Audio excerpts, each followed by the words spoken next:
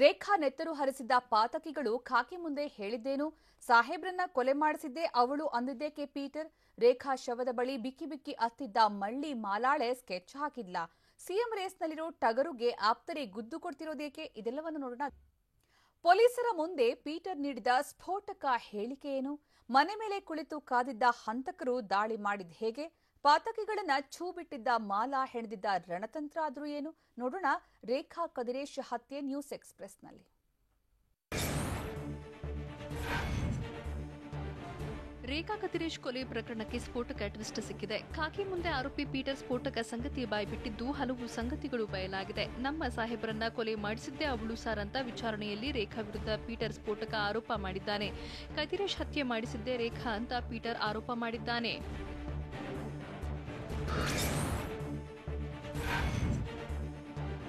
ಪೊಲೀಸರ ವಿಚಾರಣೆಯಲ್ಲಿ ಆರೋಪಿ ಪೀಟರ್ ಸ್ಫೋಟಕ ವಿಷಯ ಬಾಯ್ಬಿಟ್ಟಿದ್ದಾನೆ. ನಾನು ನಮ್ಮ ಸಾಹೇಬ್ರನ್ನ ದೇವರ ರೀತಿ ನೋಡಿಕೊಳ್ತಿದ್ದೆ. ಸಾಹೇಬ್ರು ನನ್ನನ್ನ ಸ್ವಂತ ತಮ್ಮನ ಹಾಗೆ ನೋಡಿಕೊಳ್ತಿದ್ರು. ಆದರೆ ನಮ್ಮ ಸಾಹೇಬರನ್ನ ಕೊಲೆ ಮಾಡಿದವರಿಗೆ ಜಾಮೀನು ಕೊಡಿಸಿದ್ಲು. ರಿವೆಂಜ್ ತೀರಿಸಿಕೊಂಡಿದ್ದ ನಮಗೆ ಅವಳು ಸಹಾಯ ಮಾಡಲಿಲ್ಲ ಅಂತ ರೇಖಾ ಕದಿರೇಶ್ ವಿರುದ್ಧ ಪೀಟರ್ ಆರೋಪ ಮಾಡಿದ್ದಾನೆ.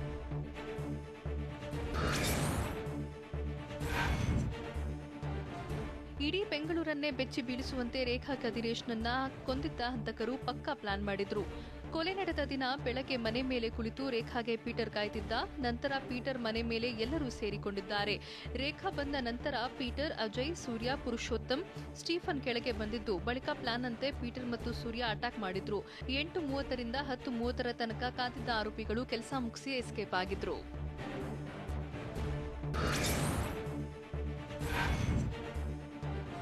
ರೇಖಾ ಕದಿರೇಶ್ ಕೊಲ್ಲೋಕೆ ಹಂತಕರು ಖತರ್ನಾಕ್ ಸ್ಕೆಚ್ ಹಾಕಿದ್ರು. ಪ್ಲಾನ್ ಅಂತೆ ರೇಖಾನನ್ನ ಮುಂದಿನಿಂದ ದಾಳಿ ಮಾಡಿದ ಪೀಟರ್ ಮಾರಕಾಸ್ತ್ರಗಳಿಂದ ಚುಚ್ಚಿದ್ದಾನೆ. ಈ ವೇಳೆ ಸೂರ್ಯ ಹಿಂದಿನಿಂದ ರೇಖಾಗೆ ಚಾಕುವಿನಿಂದ ಇರಿಯುತ್ತಿದ್ದಾನೆ. ಪಾಪಿಗಳ ದಾಳಿಯಿಂದ ವಿಲವಿಲನೆ ಒದ್ದಾಡಿ ರೇಖಾ ಪ್ರಾಣ ಬಿಟ್ಟಿದ್ದಾರೆ.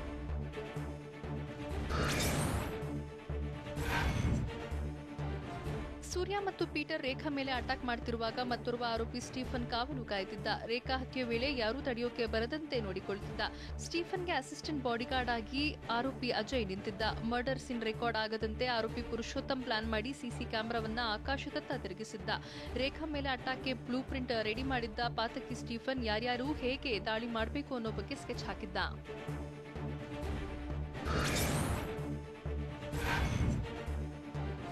ಮಾಜಿ ಕಾರ್ಪೊರೇಟರ್ ರೇಖಾ ಕದಿರೇಶ್ ಹತ್ಯೆ ಪ್ರಕರಣ ಸಂಬಂಧ ಪೊಲೀಸರು ತನಿಖೆ ತೀವ್ರಗೊಳಿಸುತ್ತಿದ್ದಾರೆ. ಕದಿರೇಶ್ ಸಹೋದರಿ ಮಾಲಾ ಸೊಸೆಯನ್ನ ವಿಚಾರಣೆ ನಡೆಸಿದ್ದಾರೆ. ಮಾಲಾ ಹಾಗೂ ಮಾಲಾ ಸೊಸೆ ಪೂರ್ಣಿಮಾರನ್ನ ಅಜ್ಞಾತ ಸ್ಥಳಕ್ಕೆ ಕರೆದೊಯ್ದು ಪೊಲೀಸರು ಮಾಹಿತಿ ಕಲೆ ಹಾಕಿದ್ದಾರೆ.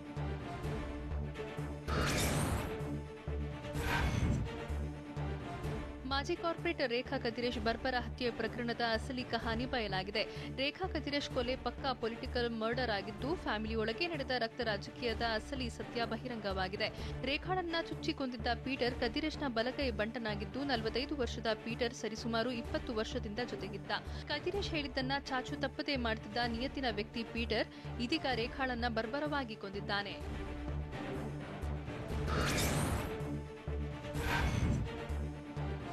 ಕದಿರೇಶ್ ಹತ್ಯೆ ಬಳಿಕ ರೇಖಾ ಜೊತೆ ಪೀಟರ್ ಆತ್ಮೀಯತೆಯಿಂದ ಇದ್ದ. ಆದರೆ ಪೀಟರ್ಗೆ ಮೃತ ಕದಿರೇಶ್ ಸಹೋದರಿ ಮತ್ತು ಪುತ್ರ ತಲೆ ಕೆಡಿಸಿದ್ರು.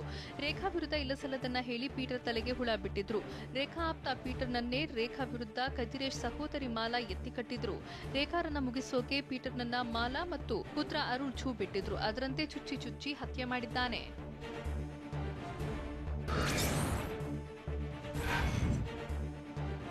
ಉಂಡ ಮನೆಯ ಒಡತಿಯನ್ನೇ ಏಟು ಪೀಟರ್ ಮುಗಿಸಿದ್ದಾನೆ. ಪೀಟರ್ ಮನಸ್ಸಲ್ಲಿ ದ್ವೇಷದ ಕಿಚ್ಚು ಹಬ್ಬಿಸಿದ ಮಾಲಾ ಮತ್ತು ಅರುಳ್ ಅಧಿಕಾರದ ಹಪಾಹಪ್ಪಿಗಾಗಿ ರೇಖಾ ಕದಿರೇಶ್ ವಿರುದ್ಧವೇ ಷಡ್ಯಂತ್ರ ಮಾಡಿದ್ರು.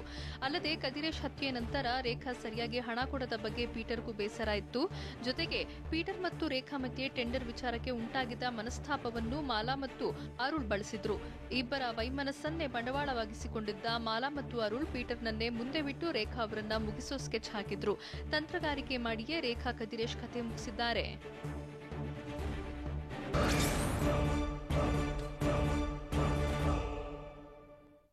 ರೇಖಾ ಹತ್ಯೆ ಬಳಿಕ ಮರ್ಡರ್ ಹಿಂದಿನ ಯಾವೆಲ್ಲ ಹಿಸ್ಟರಿ ಬಯಲಾಗಿದೆ? ಮಾಜಿ ಕಾರ್ಪೊರೇಟರ್ ಕೊಲೆಗೆ ಎಷ್ಟು ಲಕ್ಷಕ್ಕೆ ಡೀಲ್ ಆಗಿತ್ತು? ಹಂತಕರ ಎಸ್ಕೇಪ್ಗೆ ಮಾಲಾ ಕುಟುಂಬ ಏನೆಲ್ಲ ಪ್ಲಾನ್ ಮಾಡಿತ್ತು? ನೋಡೋಣ ಮರ್ಡರ್ ಮಿಸ್ಟ್ರಿ ನ್ಯೂಸ್ ಎಕ್ಸ್‌ಪ್ರೆಸ್‌ನಲ್ಲಿ.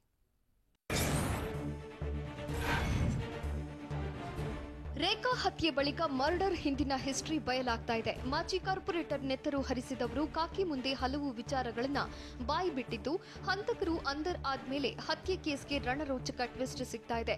ಲಂಬು ಪೀಟರ್, ಸೂರ್ಯ, ಸ್ಟೀಫನ್ ರ ಪಾತ್ರಗಳೇನು, ಮರ್ಡರ್ಗೆ ಡೀಲ್ ಆಗಿದ್ದ ಹಣವಾದ್ರೂ ಎಷ್ಟು ಅನ್ನೋದು ಬಹಿರಂಗವಾಗಿದೆ.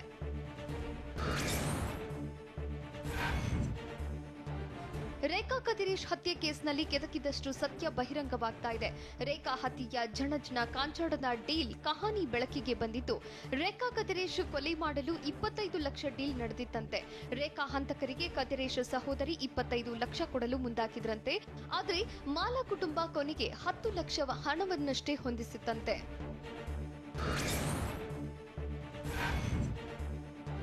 ಹಂತಕರು ಕೊಲೆ ಮಾಡಿ ಎಸ್ಕೇಪ್ ಆಗಲು ಮಾಲಾ ಕುಟುಂಬ ಹಣದ ವ್ಯವಸ್ಥೆ ಮಾಡಿತ್ತು. ಹತ್ಯೆ ಬಳಿಕ ಪೀಟರ್ ಮತ್ತು ಗ್ಯಾಂಗ್ನ ತಮಿಳುನಾಡಿಗೆ ಕಳುಹಿಸಲು ಪ್ಲಾನ್ ನಡೆದಿತ್ತು. ಆದ್ರೆ ಹಣ ರೆಡಿಯಾಗಿದ್ರೂ ಹಂತಕರ ಎಸ್ಕೇಪ್ ಪ್ಲಾನ್ ವರ್ಕೌಟ್ ಆಗಲಿಲ್ಲ. ತಮಿಳುನಾಡಿನಲ್ಲಿ ಲಾಕ್ಡೌನ್ ಇದ್ದಿದ್ರಿಂದ ಅಲ್ಲಿಗೆ ಹೋಗಲು ಸಾಧ್ಯವಾಗಿಲ್ಲ.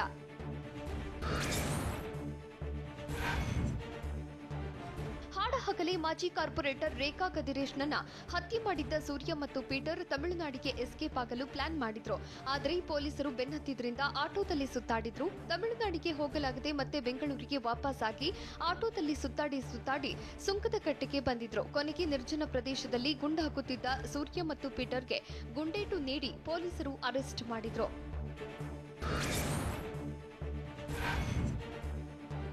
ಮಾಜಿ ಕಾರ್ಪೊರೇಟರ್ ರೇಖಾ ಕದಿರೇಶ್ ಹತ್ಯೆ ಮಾಡಲು ಪ್ಲಾನ್ ಮಾಡಿದ್ದ ಸ್ಟೀಫನ್, ರೇಖಾ ಹತ್ಯೆ ಪಾತ್ರಧಾರಿಗಳಿಗೆ ಸೂತ್ರಧಾರಿಯಾಗಿದ್ದ 2 ಹಂತಕರಲ್ಲಿ ಇಬ್ಬರು ಸೇರಿ ರೇಖಾ ಹತ್ಯೆ ಮಾಡಬೇಕೆಂದು ಸ್ಕೆಚ್ ಹಾಕಿದ್ರು.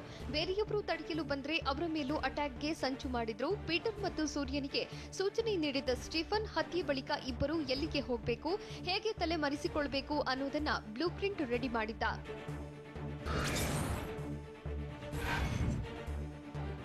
ರೇಖಾ ಕದಿರೇಶ್ ಹತ್ಯೆ ಕೇಸ್ನಲ್ಲಿ ಮತ್ತೊಂದು ಟ್ವಿಸ್ಟ್ ಸಿಕ್ಕಿದ್ದು, ಕದಿರೇಶ್ ಹಂತಕರನ್ನ ಕೊಂದವರೇ ರೇಖಾಗೂ ಗತಿ ಕಾಣಿಸಿದ್ದಾರೆ. ಅರೆಸ್ಟ್ ಆದ ಪುರುಷೋತ್ತಮ್ ಕ್ರೈಮ್ ಹಿಸ್ಟರಿ ಬಯಲಾಗಿದ್ದು, ಕದಿರೇಶ್ ಹತ್ಯೆ ರಿವೇಜ್ ತೀರಿಸಿಕೊಂಡವರೇ ರೇಖಾ ಹತ್ಯೆ ಮಾಡಿದ್ದಾರೆ. 2018ರಲ್ಲಿ ಕದಿರೇಶ್ನನ್ನ ಶೋಭನ್ ಬರ್ಬರವಾಗಿ ಹತ್ಯೆ ಮಾಡಿದ್ದ. ಶೋಭನ್ ಮರ್ಡರ್ ಕೇಸ್ನಲ್ಲಿ ಪುರುಷೋತ್ತಮ್ ಅರೆಸ್ಟ್ ಆಗಿದ್ದ.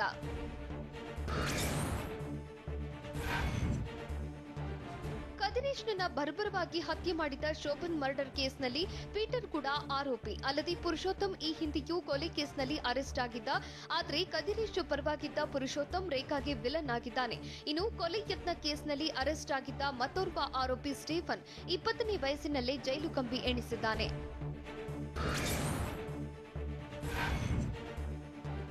ರೇಖಾ ಕದಿರೇಶ್ ಹಂತಕರಿಗೆ ರಾತ್ರಿ ಇಡೀ ಪೊಲೀಸರು ಗ್ರಿಲ್ ಮಾಡಿದ್ದಾರೆ. ರೇಖಾ ಹತ್ಯೆ ಹಿಂದಿನ ಕಾರಣ ಪತ್ತೆ ಹಚ್ಚುತ್ತಿರುವ ಪೊಲೀಸರು ಹಲವು ಆಯಾಮಗಳಲ್ಲಿ ರೇಖಾ ತನಿಖೆ ಮುಂದುವರೆಸಿದ್ದಾರೆ. ರಾಜಕೀಯ, ಕೌಟುಂಬಿಕ ಗಲಾಟೆ, ಹಣದ ವ್ಯವಹಾರ ಸೇರಿದಂತೆ ಹಲವು ಹಿನ್ನೆಲೆಗಳಲ್ಲಿ ವಿಚಾರಣೆ ಮಾಡುತ್ತಿದ್ದಾರೆ. ಈಗಾಗಲೇ ಮಹತ್ವದ ಮಾಹಿತಿ ಬಾಯಿಬಿಟ್ಟಿರೋ ಆರೋಪಿಗಳು ರೇಖಾ ಪತಿ ಕದಿರೇಶ್ ಸಹೋದರಿ ಮಾಲಾ ಪಾತ್ರದ ಬಗ್ಗೆ ತಿಳಿಸಿದ್ದಾರೆ ಅಂತ ಹೇಳಲಾಗುತ್ತಿದೆ.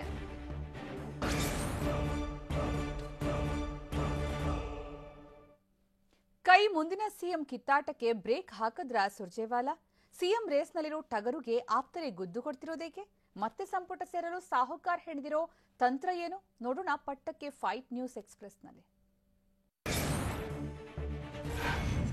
ಕಾಂಗ್ರೆಸ್ ಪಾಳಯದಲ್ಲಿ ಸಿಎಂ ಕುರ್ಚಿ ಬಗ್ಗೆ ಕಿತ್ತಾಟ ನಿಲ್ತಿಲ್ಲ. ಸಿದ್ದರಾಮಯ್ಯ ಮತ್ತೆ ಸಿಎಂ ಆಗಬೇಕು ಅಂತ ಬೆಂಬಲಿಗರು ಪಟ್ಟು ಹಿಡಿದಿದ್ದು, ರಾಜ್ಯ ಕಾಂಗ್ರೆಸ್ ನಾಯಕರ ಕಚ್ಚಾಟದಿಂದ ಹೈಕಮಾಂಡ್ಗೆ ಟೆನ್ಷನ್ ಶುರುವಾಗಿದೆ. ರಾಜ್ಯ ಕಾಂಗ್ರೆಸ್ ನಾಯಕರ ಕಿತ್ತಾಟಕ್ಕೆ ಬ್ರೇಕ್ ಹಾಕಲು ರಾಜ್ಯ ಕಾಂಗ್ರೆಸ್ ಉಸ್ತುವಾರಿ ರಣದೀಪ್ ಸುರ್ಜೇವಾಲಾ ಪ್ಲಾನ್ ಮಾಡಿದ್ದು, ಕೈ ನಾಯಕರ ಜೊತೆ ವಿಡಿಯೋ ಕಾನ್ಫರೆನ್ಸ್ ನಡೆಸಿದ್ರು. ವಲಸಿಗ ಪ್ರಶ್ನೆ ಎತ್ತಿದವರ ವಿರುದ್ಧ ಸಿಎಂ ಇಬ್ರಾಹಿಂ ಗುಡುಗಿದ್ದಾರೆ. ವಲಸಿಗ ಹೊಸಬ ಅನ್ನೋ ಜಟಾಪಟಿ ಮುಂದೆ ನಡಗಿಲ್ಲ ಅಂತ ಬೆಂಗಳೂರಿನಲ್ಲಿ ಕಾಂಗ್ರೆಸ್ ನಾಯಕ ಸಿಎಂ ಇಬ್ರಾಹಿಂ ಹೇಳಿದ್ದಾರೆ. ಮನೆಗೆ ಬರುವ ಸೊಸೆ ಹೊಸದಾಗಿಯೇ ಬರೋದು, ಸೊಸೆಗೆ ನೀನು ವಲಸೆ ಬಂದವಳು ಅಂತ ಹೇಳಕ್ಕಾಗುತ್ತಾ ಎಂದು ಪ್ರಶ್ನಿಸಿದ ಸಿಎಂ ಇಬ್ರಾಹಿಂ, ಸ್ವಲ್ಪ ದಿನದ ಬಳಿಕ ಸೊಸೆ ಕೈಗೆ ಕೀಲಿ ಹೋಗುತ್ತೆ ಅಂತ ಹೇಳಿದ್ರು. ಮುಖ್ಯಮಂತ್ರಿ ರೇಸ್ನಲ್ಲಿರುವವರಿಗೆ ಸಿಎಂ ಇಬ್ರಾಹಿಂ ಟಾಂಗ್ ಕೊಟ್ಟಿದ್ದಾರೆ. ಮೊದಲು ಎಂಎಲ್ಎ ಎಲೆಕ್ಷನ್ ಗೆಲ್ಲಲಿ, ಬಳಿಕ ಶಾಸಕರ ಅಭಿಪ್ರಾಯ ಪಡೆದು ಮುಖ್ಯಮಂತ್ರಿ ಬಗ್ಗೆ ತೀರ್ಮಾನ ಮಾಡಬೇಕು. 90% ಹೈಕಮಾಂಡ್ ತೀರ್ಮಾನ ತೆಗೆದುಕೊಳ್ಳುತ್ತೆ. ಆದರೆ ಯಾವ ತೀರ್ಮಾನ ತೆಗೆದುಕೊಳ್ಳುತ್ತೆ ನೋಡೋಣ ಅಂತ ಬೆಂಗಳೂರಿನಲ್ಲಿ ಕೈ ನಾಯಕ ಸಿಎಂ ಇಬ್ರಾಹಿಂ ಹೇಳಿದ್ದಾರೆ. ವಿಪಕ್ಷ ನಾಯಕ ಸಿದ್ದರಾಮಯ್ಯ ವಿರುದ್ಧ ಸಿಎಂ ಇಬ್ರಾಹಿಂ ಕಿಡಿಕಾರಿದ್ದಾರೆ. ಸಿದ್ದರಾಮಯ್ಯರನ್ನ ಮುಖ್ಯಮಂತ್ರಿ ಮಾಡಿದ್ದು ಯಾರು? ಬಳ್ಳಾರಿ ಪಾದಯಾತ್ರೆಯಲ್ಲಿ ಇವರನ್ನ ಮುಂದೆ ತಂದವರು ಯಾರು? ಇಂಥವನೊಬ್ಬ ಇದ್ದಾನೆ ಅಂತ ಹೇಳಿದ್ದೇ ನಾವಲ್ವಾ ಅಂತ ಕಾಂಗ್ರೆಸ್ ಎಂಎಲ್ಸಿ ಸಿಎಂ ಇಬ್ರಾಹಿಂ ಪ್ರಶ್ನಿಸಿದ್ದಾರೆ. ಸಿದ್ದರಾಮಯ್ಯಗೆ ಮೇಕಪ್ ಮಾಡಿದವರೇ ನಾವು. ಸಿದ್ದು ಮುಂದಿನ ಮುಖ್ಯಮಂತ್ರಿ ಅನ್ನೋ ಹೇಳಿಕೆ ಬಗ್ಗೆ ಸ್ವಲ್ಪ ಕ್ಯಾಸೆಟ್ ತೆಗೆದು ನೋಡಿ, ಹಿನ್ನೆಲೆ ಗಾಯಕ ಯಾವತ್ತೂ ಕಾಣಲ್ಲ ಎಂದು ಸಿಎಂ ಇಬ್ರಾಹಿಂ ಹೇಳಿದ್ರು. ರಾಜ್ಯ ಕಾಂಗ್ರೆಸ್ನಲ್ಲಿನ ಮುಂದಿನ ಸಿಎಂ ಕಿತ್ತಾಟ ವಿಚಾರಕ್ಕೆ ಉಪಮುಖ್ಯಮಂತ್ರಿ ಲಕ್ಷ್ಮಣ್ ಸವದಿ ವ್ಯಂಗ್ಯವಾಡಿದ್ದಾರೆ. ಬೆಳಗಾವಿಯಲ್ಲಿ ಮಾತನಾಡಿದ ಅವರು, ಕಾಂಗ್ರೆಸ್ ಪಕ್ಷದವರಿಗೆ ಕೂಸು ಹುಟ್ಟಲ್ಲ, ಕುಲಾವಿ ಹೊಲಿಸೋ ಸಂದರ್ಭವೂ ಅವರಿಗೆ ಬರೋದಿಲ್ಲ ಅಂತ ಹೇಳಿದ್ದಾರೆ. ಅಲ್ಲದೆ ಬೇರೆ ಪಕ್ಷದ ಬಗ್ಗೆ ನಾವು ಚರ್ಚೆ ಮಾಡುವುದು ಸೂಕ್ತ ಅಲ್ಲ. 2023ರ ಚುನಾವಣೆಯಲ್ಲಿ ಮತ್ತೆ ಬಿಜೆಪಿ ಅಧಿಕಾರಕ್ಕೆ ಬರುತ್ತೆ ಅಂತ ವಿಶ್ವಾಸವನ್ನ ವ್ಯಕ್ತಪಡಿಸಿದ್ರು. ಮಾಜಿ ಉಪಮುಖ್ಯಮಂತ್ರಿ ಪರಮೇಶ್ವರ್ ಪರ ಸಚಿವ ಬಿಸಿ ಪಾಟೀಲ್ ಬ್ಯಾಟ್ ಬೀಸಿದ್ದಾರೆ. ರಾಜ್ಯ ಕಾಂಗ್ರೆಸ್ನಲ್ಲಿ ಡಿಕೆ ಶಿವಕುಮಾರ್ ಮತ್ತು ಸಿದ್ದರಾಮಯ್ಯ ಮಾತ್ರ ಸಿಎಂ ಸ್ಪರ್ಧಿಗಳಲ್ಲ, ಪರಮೇಶ್ವರ್ ಕೂಡ ಸಿಎಂ ಕ್ಯಾಂಡಿಡೇಟ್ ಅಂತ ಉಡುಪಿಯಲ್ಲಿ ಕೃಷಿ ಸಚಿವ ಬಿಸಿ ಪಾಟೀಲ್ ಹೇಳಿದ್ದಾರೆ. ದಲಿತ ಸಿಎಂ ಆಗಲು ಸದ್ದಿಲ್ಲದೆ ಪರಮೇಶ್ವರ್ ತಯಾರಿ ನಡೆಸಿದ್ದಾರೆ. ಎಲ್ಲರೂ ಸಿಎಂ ಸ್ಥಾನಕ್ಕೆ ಸ್ಪರ್ಧೆ ಮಾಡುವುದು ತಪ್ಪಲ್ಲ. ರಾಜ್ಯದ ಎಲ್ಲಾ ಶಾಸಕರು ಸಿಎಂ ಆಗಲು ಅರ್ಹರಿದ್ದಾರೆ ಎಂದು ಬಿಸಿ ಪಾಟೀಲ್ ಹೇಳಿದರು.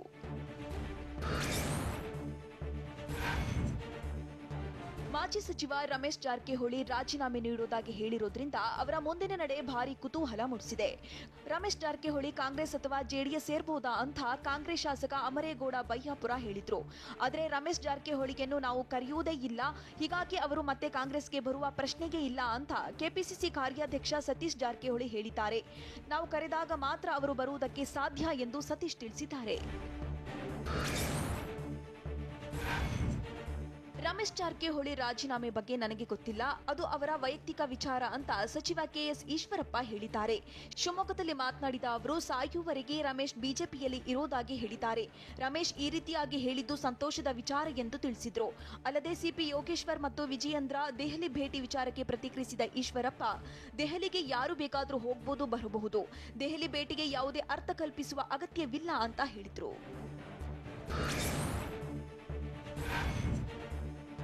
ರಮೇಶ್ ಜಾರಕಿಹೊಳಿ ರಾಜೀನಾಮೆ ಹೇಳಿಕೆಗೆ ವಿಶೇಷ ಅರ್ಥ ಕಲ್ಪಿಸುವುದು ಬೇಡ ಅಂತ ಆರೋಗ್ಯ ಸಚಿವ ಸುಧಾಕರ್ ಹೇಳಿದ್ದಾರೆ. ರಾಜೀನಾಮೆ ಕೊಡಲ್ಲ ಎಂದು ರಮೇಶ್ ಹೇಳಿದ್ದಾರೆ. ಅವರ ಜಾಗದಲ್ಲಿ ಯಾರೇ ಇದ್ರೂ ಇದೇ ಸ್ಥಿತಿ ಇರುತ್ತೆ. ರಮೇಶ್ ಜಾರಕಿಹೊಳಿ ಭಾವನೆಗಳಿಗೆ ತಕ್ಕಂತೆ ಹೇಳಿದ್ದಾರೆ ಎಂದು ಬೆಂಗಳೂರಿನಲ್ಲಿ ಆರೋಗ್ಯ ಸಚಿವ ಡಾಕ್ಟರ್ ಸುಧಾಕರ್ ತಿಳಿಸಿದರು.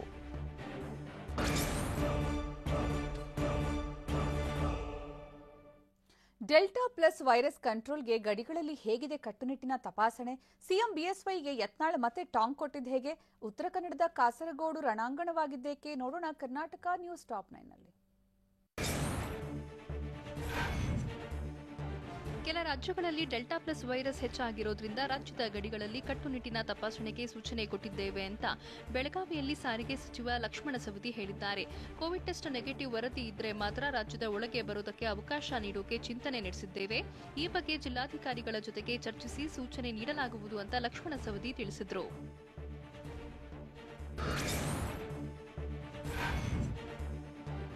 ಕೊರೋನಾದಿಂದ ಸಾರಿಗೆ ಇಲಾಖೆಗೆ 4,000 ಕೋಟಿಗೂ ಹೆಚ್ಚು ನಷ್ಟ ಉಂಟಾಗಿದೆ ಅಂತ ಸಾರಿಗೆ ಸಚಿವ ಲಕ್ಷ್ಮಣ ಸವದಿ ಹೇಳಿದ್ದಾರೆ. ಬೆಳಗಾವಿಯಲ್ಲಿ ಮಾತನಾಡಿದ ಅವರು, ಕೋವಿಡ್ ಬಂದ ಬಳಿಕ ಸಾರಿಗೆ ಇಲಾಖೆಗೆ ಸಾವಿರಾರು ಕೋಟಿ ರೂಪಾಯಿ ನಷ್ಟವಾಗಿದೆ ಅಂತ ಹೇಳಿದ್ದಾರೆ. ನಾನು ಇಲಾಖೆ ಜವಾಬ್ದಾರಿ ತೆಗೆದುಕೊಂಡಾಗ ರಾಜ್ಯದ 20 ಜಿಲ್ಲೆಯಲ್ಲಿ ಅತಿವೃಷ್ಟಿ ಇತ್ತು. ಅದನ್ನ ಸರಿದೂಗಿಸುವ ಸಂದರ್ಭದಲ್ಲಿ ಕೊರೋನಾ ಬಂತು. ಆ ಬಳಿಕ ಇಲಾಖೆ ಸಿಬ್ಬಂದಿ ಪ್ರತಿಭಟನೆ ನಡೆಸಿದ್ರು. ಪ್ರತಿಭಟನೆ ಮುಗಿಯುತ್ತಿದ್ದಂತೆ ಕೋವಿಡ್ 2ನೇ ಅಲೆ ಎದುರಾಯಿತು. ಹೀಗಿದ್ರೂ ನಾವು ಸಾರಿಗೆ ಸಿಬ್ಬಂದಿಗೆ ಪೂರ್ಣ ಸಂಬಳ ನೀಡುತ್ತಿದ್ದೇವೆ ಅಂತ ಡಿಸಿಎಂ ಸವದಿ ಹೇಳಿದ್ದಾರೆ.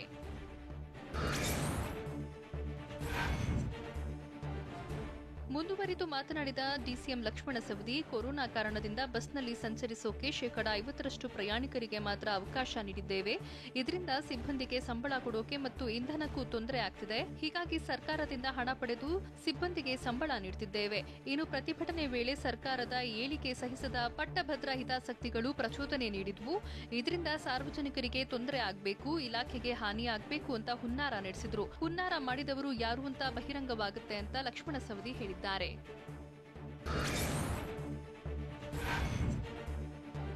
ಮುಖ್ಯಮಂತ್ರಿ ಬಿಎಸ್ ಯಡಿಯೂರಪ್ಪಗೆ ಶಾಸಕ ಬಸನಗೌಡ ಪಾಟೀಲ್ ಯತ್ನಾಳ್ ಟಾಂಗ್ ಕೊಟ್ಟಿದ್ದಾರೆ. ಜಿಂದಾಲ್ ಕಂಪನಿಗೆ ನೀಡಿದಂತೆ ಸಿದ್ದೇಶ್ವರ ಸಂಸ್ಥೆಗೆ ಗೋಶಾಲೆ ನಿರ್ಮಾಣ ಮಾಡೋಕೆ 500 ಎಕರೆ ಜಮೀನು ಮಂಜೂರು ಮಾಡೋಕೆ ಮನವಿ ಮಾಡಿದ್ದಾರೆ. ಜಿಂದಾಲ್ಗೆ ಪ್ರತಿ ಎಕರೆಗೆ 1.50 ಲಕ್ಷ ರೂಪಾಯಿ ನಿಗದಿ ಮಾಡಿದಂತೆ ನಮಗೂ ಮಾಡಿ, ಜಿಂದಾಲ್ಗೆ ವಿಧಿಸಿದ ಕರಾರುಗಳಂತೆ ನಮಗೂ ಕರಾರುಗಳನ್ನ ವಿಧಿಸಿ 500 ಎಕರೆ ಜಮೀನು ಮಂಜೂರು ಮಾಡಬೇಕು ಅಂತ ಒತ್ತಾಯಿಸಿದ್ದಾರೆ.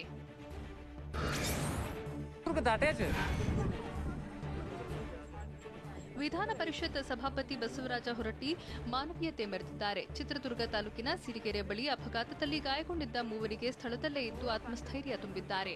ಗ್ರಾಮದ ಬಳಿ ಕಾರು ಮತ್ತು ಬೈಕ್ ನಡುವೆ ಅಪಘಾತ ಸಂಭವಿಸಿದ್ದು, ಬೈಕ್ನಲ್ಲಿದ್ದ ಗಾಯಾಳು ದಂಪತಿ ಮತ್ತು ಪುತ್ರನನ್ನ ಆಸ್ಪತ್ರೆಗೆ ಸಾಗಿಸಿದ್ದಾರೆ. ಬಸವರಾಜ ಹೊರಟ್ಟಿ ಬೆಂಗಳೂರಿನಿಂದ ಹುಬ್ಬಳ್ಳಿಗೆ ತೆರಳುತ್ತಿದ್ದಾಗ ಅಪಘಾತ ಸಂಭವಿಸಿತ್ತು.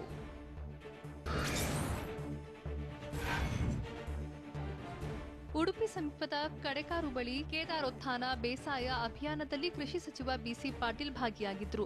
ಈ ವೇಳೆ ಕೆಸರು ಗದ್ದೆಯಲ್ಲಿ ಟ್ರ್ಯಾಕ್ಟರ್ ಓಡಿಸಿದ ಕೃಷಿ ಸಚಿವರು ಬೀಳು ಬಿಟ್ಟ ಗದ್ದೆಯನ್ನ ಉಳುಮೆ ಮಾಡಿದ್ರು. ಬಳಿಕ ಭತ್ತ ನಾಟಿ ಕಾರ್ಯದಲ್ಲಿ ಪಾಲ್ಗೊಂಡ್ರು. ಈ ವೇಳೆ ಕೃಷಿ ಸಚಿವರಿಗೆ ಶಾಸಕ ರಘುಪತಿ ಭಟ್ ಸಾಥ್ ನೀಡಿದ್ರು. ಈ ವೇಳೆ ಮಾತನಾಡಿದ ಸಚಿವರು, ನಾನು ಕೂಡ ರೈತನ ಮಗ, ಬೇಸಾಯ ಮಾಡಿದ ಅನುಭವ ನನಗಿದೆ, ಹೋರಿಗಳ ಜೊತೆಗೆ ಉಳುಮೆ ಮಾಡಿದ್ದೇನೆ ಅಂತ ಹೇಳಿದ್ರು.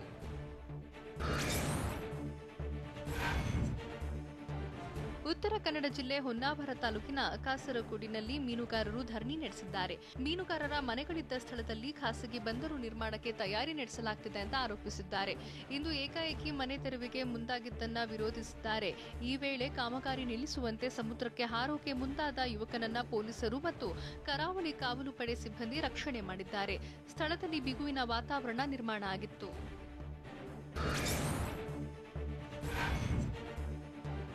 ಚಿಕ್ಕಮಗಳೂರು ಜಿಲ್ಲೆ ಅಜ್ಜಂಪುರ ತಾಲೂಕಿನ ಗಿಜಕಟ್ಟೆ ಗ್ರಾಮದಲ್ಲಿ ಅರ್ಚಕ ಮತ್ತು ಅರ್ಚಕನ ಪುತ್ರನನ್ನ 6 ಜನ ಥಳಿಸಿದ್ದಾರೆ. ರಾಜಪ್ಪ, ಶೇಖರಪ್ಪ, ಬಸವರಾಜಪ್ಪ, ನವೀನ್, ಸಿದ್ದರಾಮೇಗೌಡ, ಕುಮಾರ್ ಅನ್ನೋರು ಅರ್ಚಕ ಚನ್ನಕೇಶವಯ್ಯ ಪುತ್ರ ರಂಗನಾಥ್ ಮೇಲೆ ಅಟ್ಯಾಕ್ ಮಾಡಿ ಹಲ್ಲೆಗೈದಿದ್ದಾರೆ. ಜಮೀನು ವಿಚಾರ ತಾರಕಕ್ಕೇರಿ ಗ್ರಾಮ ಲೆಕ್ಕಾಧಿಕಾರಿ ಎದುರೇ 6 ಜನ ದಾಳಿ ಮಾಡಿದ್ದು ಅಜ್ಜಂಪುರ ಠಾಣೆಯಲ್ಲಿ ಕೇಸ್ ದಾಖಲಾಗಿದೆ.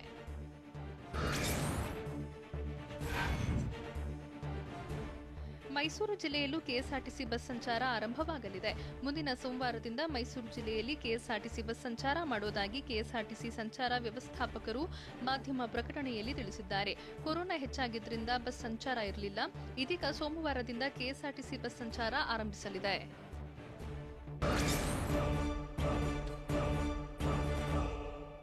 ದೆಹಲಿ ಬಳಿಕ ರಾಜ್ಯದಲ್ಲಿ ಎಲ್ಲಿ ಅಪರೂಪದ ಏನಿಕ್ ಕಾಯಿಲೆ ಪತ್ತೆಯಾಗಿದೆ? ಮಕ್ಕಳನ್ನ ಹೇಗೆಲ್ಲ ಕಾಡುತ್ತೆ ಗೊತ್ತಾ ಈ ಡೇಂಜರಸ್ ರೋಗ? ಮಕ್ಕಳ ತೂಕದ ಲೆಕ್ಕದಲ್ಲಿ ಕೊಡುವ ಔಷಧದ ಬೆಲೆ ಎಷ್ಟು ಗೊತ್ತಾ?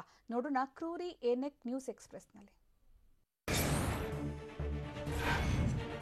ದೇಶವನ್ನ ಇನ್ನಿಲ್ಲದಂತೆ ಕಾಡ್ತಿರೋ ಕೊರೋನಾ ದಿನೇ ದಿನೇ ಅವತಾರ ಬದಲಿಸುತ್ತಿದೆ. ದೊಡ್ಡವರ ಜೀವ ಹಿಂಡಿದ ಬಳಿಕ ಮಕ್ಕಳಿಗೂ ಕಂಟಕವಾಗಿ ಕಾಡ್ತಿದ್ದು, ಕೊರೋನಾ ಬಂದು ಗುಣಮುಖವಾದ್ರೂ ನೆಮ್ಮದಿಯೇ ಇಲ್ಲದಂತಾಗಿದೆ. ಮಕ್ಕಳನ್ನೇ ಟಾರ್ಗೆಟ್ ಮಾಡಿ ಏನೆಕ್ ಅಟ್ಯಾಕ್ ಮಾಡ್ತಿದ್ದು, ಕೊರೋನಾ ರೂಪಾಂತರಿಯಿಂದ ಏನೆಕ್ ಎಂಬ ಹೊಸ ರೋಗ ಪತ್ತೆಯಾಗಿದೆ.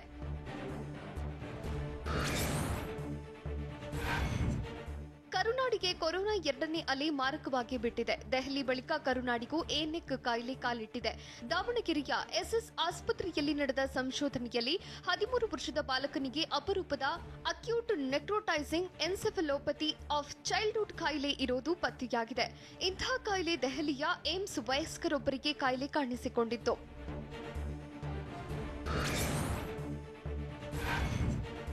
ದೆಹಲಿ ಬಳಿಕ ಕರ್ನಾಟಕದಲ್ಲೂ ಏನೆಕ್ ಕಾಯಿಲೆ ಪತ್ತೆಯಾಗಿದೆ. ದಾವಣಗೆರೆಯ ಎಸ್ಎಸ್ ಆಸ್ಪತ್ರೆಯಲ್ಲಿ ನಡೆದ ವೈದ್ಯಕೀಯ ಸಂಶೋಧನೆಯಲ್ಲಿ ಕಾಯಿಲೆ ಇರೋದು ದೃಢಪಟ್ಟಿದೆ.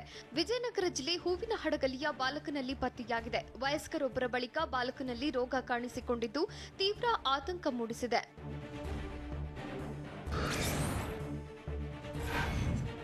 ಕೊರೋನಾದಿಂದ ಗುಣಮುಖರಾದ ಮಕ್ಕಳಿಗೆ ಸಂಕಷ್ಟ ತಪ್ಪುತ್ತಿಲ್ಲ. ಕೊರೋನಾದಿಂದ ಗುಣಮುಖರಾದ ಮಕ್ಕಳಲ್ಲಿ ಏನೆಕ್ ಪತ್ತೆಯಾಗುತ್ತಿದ್ದು, ದಾವಣಗೆರೆಯಲ್ಲಿ ಈವರೆಗೆ 6 ಮಕ್ಕಳಿಗೆ ಏನೆಕ್ ಅಟ್ಯಾಕ್ ಆಗಿದೆ. 3 ಮಕ್ಕಳಿಗೆ ಎಸ್ಎಸ್ ಆಸ್ಪತ್ರೆಯಲ್ಲಿ ಚಿಕಿತ್ಸೆ ಮುಂದುವರೆಸಿದ್ದು, ಉಳಿದ 3 ಮಕ್ಕಳು ಗುಣಮುಖರಾಗಿದ್ದಾರೆ.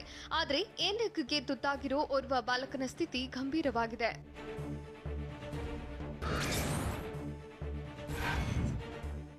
ಏನೆಕ್ ಸೋಂಕು ಪತ್ತೆಯಾಗಿರುವ ಬಗ್ಗೆ ದಾವಣಗೆರೆಯ ಎಸ್ಎಸ್ ಆಸ್ಪತ್ರೆ ನಿರ್ದೇಶಕರು ಮಾಹಿತಿ ನೀಡಿದ್ದಾರೆ. ಹಲವು ಮಕ್ಕಳಿಗೆ ಕೊರೋನಾ ಸೋಂಕಿನ ಲಕ್ಷಣಗಳೇ ಇರಲ್ಲ, ಅಂತ ಮಕ್ಕಳಿಗೆ ಸೂಕ್ತವಾದ ಚಿಕಿತ್ಸೆ ನೀಡಿರೋದಿಲ್ಲ. ಹೀಗಾಗಿ ಕೊರೋನಾದಿಂದ ಗುಣಮುಖರಾದ ಮಕ್ಕಳಲ್ಲಿ ಏನೆಕ್ ಪತ್ತೆಯಾಗ್ತಿದೆ ಅಂತ ವೈದ್ಯಕೀಯ ನಿರ್ದೇಶಕ ಡಾಕ್ಟರ್ ನಿಜಲಿಂಗಪ್ಪ ಕಾಳಪ್ಪನವರು ಹೇಳಿದ್ದಾರೆ.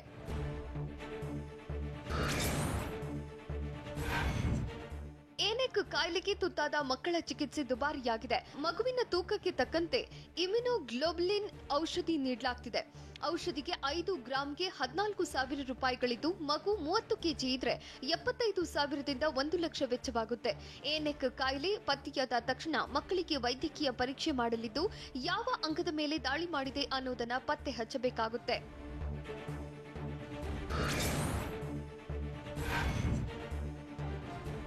ಏನೆಕ್ ಕಾಯಿಲೆ ಮಕ್ಕಳಲ್ಲಿ ಕಾಣಿಸಿಕೊಂಡಿರೋದು ಇದೇ ಮೊದಲು. ಹೀಗಾಗಿ ಕಾಯಿಲೆ ಬಗ್ಗೆ ಇಂಡಿಯನ್ ಮೆಡಿಕಲ್ ಜರ್ನಲ್ನಲ್ಲಿ ದಾಖಲು ಮಾಡಲಾಗಿದೆ. ಯಾವುದೇ ಕಾಯಿಲೆ ಬಂದರೂ ಮೆಡಿಕಲ್ ಜರ್ನಲ್ನಲ್ಲಿ ರೆಕಾರ್ಡ್ ಮಾಡಲಾಗ್ತಿದೆ. ಆದರೆ ಮಕ್ಕಳಿಗೆ ಈ ಕಾಯಿಲೆ ಬಂದಿದ್ದು ಎಲ್ಲಿಯೂ ದಾಖಲಾಗಿಲ್ಲ. ಹೀಗಾಗಿ ಮಕ್ಕಳಲ್ಲಿ ಈ ಕಾಯಿಲೆ ಕಾಣಿಸಿಕೊಂಡಿರೋದು ಇದೇ ಮೊದಲಾಗಿದೆ.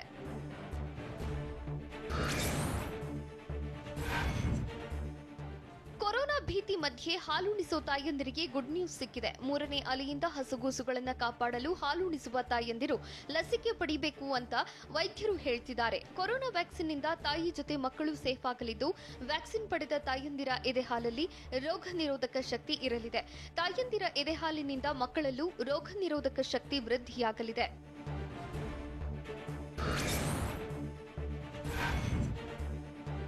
2 ವರ್ಷದೊಳಗಿನ ಮಕ್ಕಳಿಗೆ ವ್ಯಾಕ್ಸಿನ್ ಹಾಕುವುದಕ್ಕೆ ಆಗಲ್ಲ. ಹೀಗಾಗಿ ತಾಯಂದಿರು ಲಸಿಕೆ ಪಡೆದ್ರೆ ಎದೆಹಾಲಿನ ಮೂಲಕ ಮಕ್ಕಳಿಗೂ ವ್ಯಾಕ್ಸಿನ್ ಶಕ್ತಿ ವರ್ಗಾವಣೆಯಾಗಲಿದೆ. ಇದೇ ಕಾರಣಕ್ಕೆ ಮಕ್ಕಳಿಗೂ ವ್ಯಾಕ್ಸಿನ್ ಕೊಟ್ಟಂತಿಕೆ ಆಗುತ್ತೆ ಅಂತ ವೈದ್ಯರು ಹೇಳ್ತಿದ್ದಾರೆ. ವ್ಯಾಕ್ಸಿನ್ನಿಂದ ತಾಯಂದಿರು, ನವಜಾತ ಶಿಶುಗಳಿಗೂ ಲಾಭವಾಗಲಿದ್ದು, ಎದೆಹಾಲಿನ ಹರಿವಿನ ಮೇಲೆ ಯಾವುದೇ ಅಡ್ಡ ಪರಿಣಾಮ ಇಲ್ಲ ಎಂದು ತಿಳಿಸಿದ್ದಾರೆ.